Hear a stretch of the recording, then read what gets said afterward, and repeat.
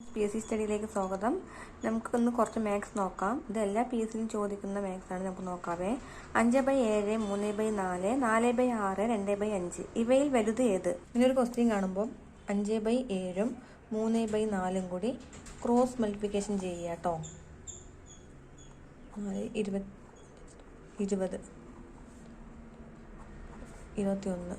ഇതിൽ വലുത് ഏതാ? 3/4 അല്ലേ? അത് എഴുതുക അവിടെ. എന്നിട്ട് 4/6 കൊണ്ട് ചെയ്യുക. ബാക്കി 16. ഇതിൽ വലുത് ഏതാ?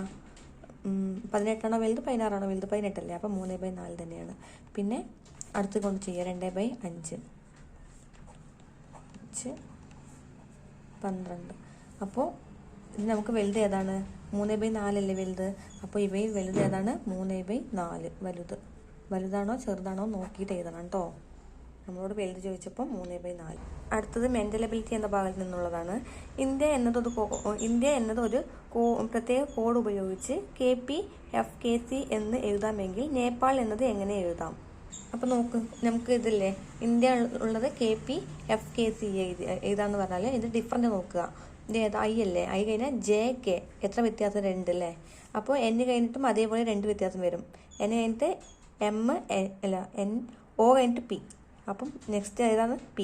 പിന്നെയോ ഇത് തമ്മിലുള്ള വ്യത്യാസം നോക്ക്. N കഴിഞ്ഞാൽ OP 2 അല്ലേ? അതുപോലെ E കഴിഞ്ഞിട്ട് FG.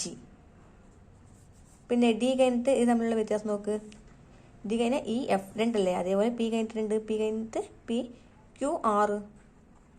ഇവിടെ I കഴിഞ്ഞിട്ട് JK 2 വ്യത്യാസം. അപ്പോൾ A കഴിഞ്ഞാൽ BC 2 വ്യത്യാസം. A കഴിഞ്ഞിട്ട് BC 2 വ്യത്യാസം കൊടുത്തിരിക്കണോ അല്ലേ? അപ്പോൾ ഇവിടെയും L കഴിഞ്ഞിട്ട് 2 വ്യത്യാസം. L കഴിഞ്ഞാൽ MN. അപ്പോൾ നമ്മുടെ ആൻസർ ഏതാണ്? PGRCN. അടുത്തത് നോക്കിക്കേ.